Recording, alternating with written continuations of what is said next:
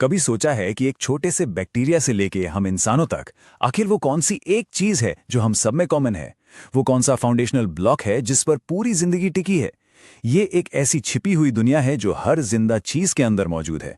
तो आज हम इसी दुनिया में एक सफर पर निकलने वाले हैं और खोज करेंगे जीवन की सबसे बुनियादी इकाई की, यानी कोशिका की।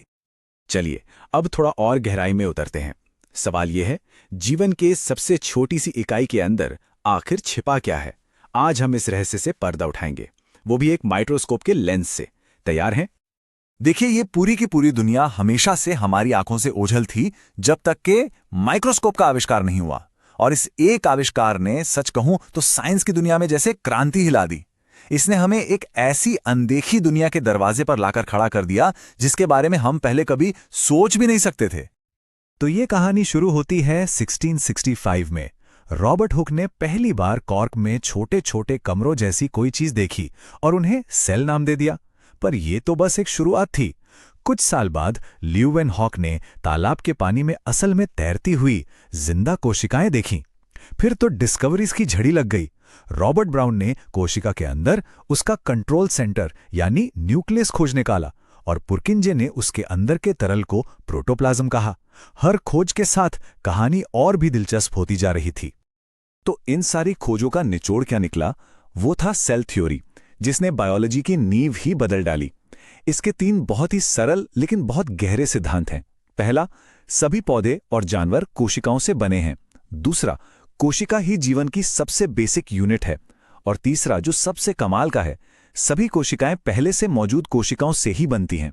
ये समझ लीजिए कि ये जीव विज्ञान के 3 गोल्डन रूल्स हैं।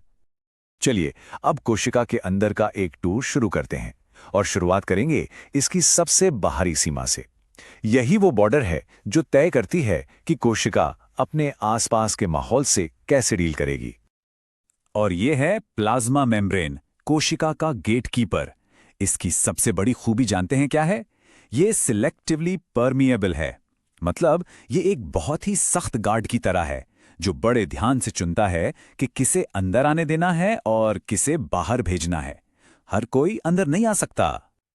अब देखते हैं परासरण यानी ऑस्मोसिस का जादू। सोचिए, हमने एक कोशिका को ऐसे घोल में रखा है जहां बाहर पानी ज्यादा है और कोशिका के अंदर कम। क्या होगा? बिल्कुल, पानी तेजी से कोशिका के अंदर भागेगा और कोशिका बेचारी एक गुब्बारे की तरह फूल जाएगी।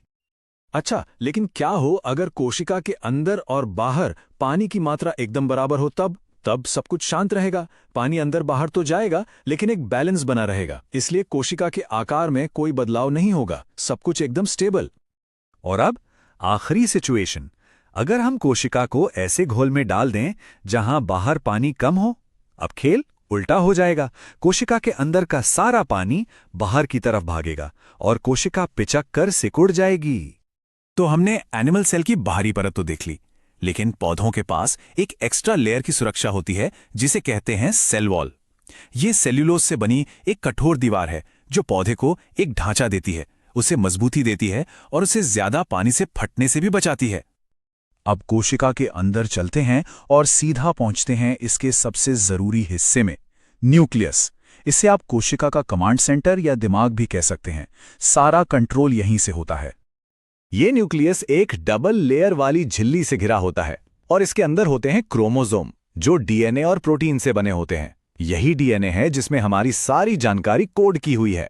ये छोटे छोटे हिस्सों में बटा होता है जिन्हें हम जीन्स कहते हैं। मतलब किसी की आंखों का रंग कैसा होगा, बाल कैसे होंगे, सब कुछ इन्हीं जीन्स में लिखा है। यह जिंदगी का पूरा ब्लूप्रिंट है। वैसे इसी न्यूक्लियस के आधार पर कोशिकाएं 2 मुख्य तरह की होती हैं, जैसा कि आप यहां देख सकते हैं। एक है प्रोकैरियोटिक कोशिकाएं जो छोटी और सिंपल होती हैं, जिनमें कोई प्रॉपर न्यूक्लियस नहीं होता। और दूसरी हैं यूकैरियोटिक कोशिकाएं जो बड़ी और ज्यादा कॉम्प्लेक्स होती हैं। इनमें एक वेल डिफाइंड न्यूक्लियस और दूसरे कई ऑर्गेनल्स भी होते हैं। अच्छा, अब न्यूक्लियस से बाहर निकलकर आते हैं साइटोप्लाज्म में। इसे एक बहुत ही व्यस्त शहर की तरह समझिए, जहां छोटी छोटी फैक्ट्रियां, जिन्हें हम ऑर्गेनल्स कहते हैं, 24 घंटे लगातार अपना अपना काम करती रहती हैं। सबसे पहले मिलते हैं एंडोप्लाज्मिक रेटिकुलम यानी ईआर से। इसे कोशिका का हाईवे सिस्टम मान लीजिए। इसके भी 2 हिस्से हैं। एक है रफ ईआर जो प्रोटीन बनाने की फैक्ट्री है, और दूसरा है स्मूथ ईआर जो फैट बनाता है और जहरीले पदार्थों को साफ करने में भी मदद करता है। अब ईआर में जो प्रोटीन और लिपिड बनते हैं वो सीधे इस्तेमाल नहीं होते। उन्हें पहले भेजा जाता है गोल्जी अपैरेटस के पास, जो कोशिका का पोस्ट ऑफिस है। ये उन पर फाइनल टच देता है, उन्हें अच्छे से पैक करता है और सही एड्रेस का ठप्पा लगाकर भेज देता है ताकि वो अपनी सही मंजिल तक पहुंच सकें। अब बात करते हैं कोशिका के पावर हाउस की, माइटोकॉन्ड्रिया। ये कोशिका के लिए सारी की सारी एनर्जी बनाता है एटीपी के रूप में। और सबसे हैरान करने वाली बात जानते हैं क्या है? माइटोकॉन्ड्रिया का अपना खुद का डीएनए और राइबोसोम होता है। जी हां, ये कोशिका के अंदर एक और कोशिका की तरह है। कितना कमाल है ना? हर शहर में एक सफाई व्यवस्था होती है और कोशिका में ये काम लाइसोसोम करते हैं। ये कचरा साफ करते हैं, लेकिन इनका एक डरावना नाम भी है, आत्मघाती थैला। ऐसा इसलिए क्योंकि अगर कोशिका बहुत ज्यादा डैमेज हो जाए तो ये थैले फट जाते हैं और अपने ही एंजाइम से पूरी की पूरी कोशिका को खत्म कर देते हैं। पौधों की कोशिकाओं में कुछ खास मेहमान भी होते हैं जो एनिमल सेल्स में नहीं मिलते। पहले हैं प्लास्टिड, जिनमें क्लोरोप्लास्ट सबसे मशहूर है। ये पौधे की रसोई हैं, जहां सूरज की रोशनी से खाना बनता है। और दूसरा है एक बहुत बड़ा वैक्यूल, जो पौधे का वाटर टैंक है। ये पानी और जरूरी सामान जमा करता है, जिससे कोशिका को एक मजबूत आकार भी मिलता है।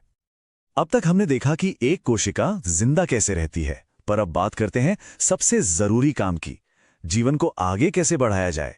और ये होता है कोशिका विभाजन से 1 से 2 बनने की एक जादुई प्रक्रिया। पहला तरीका है माइटोसिस। जब हमें चोट लगती है और वो घाव भरता है तो वो माइटोसिस का ही कमाल है। इसमें एक कोशिका अपनी एग्जैक्ट फोटोकॉपी बनाती है, यानी 2 बिल्कुल एक जैसी कोशिकाएं। ये हमारे शरीर की ग्रोथ और रिपेयर के लिए बहुत जरूरी है। और दूसरा तरीका है मायोसिस। ये रिप्रोडक्शन के लिए खास है। इसमें एक कोशिका से 4 नई कोशिकाएं बनती हैं, लेकिन एक ट्विस्ट के साथ। इन नई कोशिकाओं में क्रोमोसोम की संख्या आधी होती है। ऐसा क्यों? ताकि जब 2 कोशिकाएं मिलकर एक नई जिंदगी बनाएं तो क्रोमोसोम की सही संख्या बनी रहे। तो एक अकेली कोशिका इतनी ज्यादा कॉम्प्लेक्स और अद्भुत है।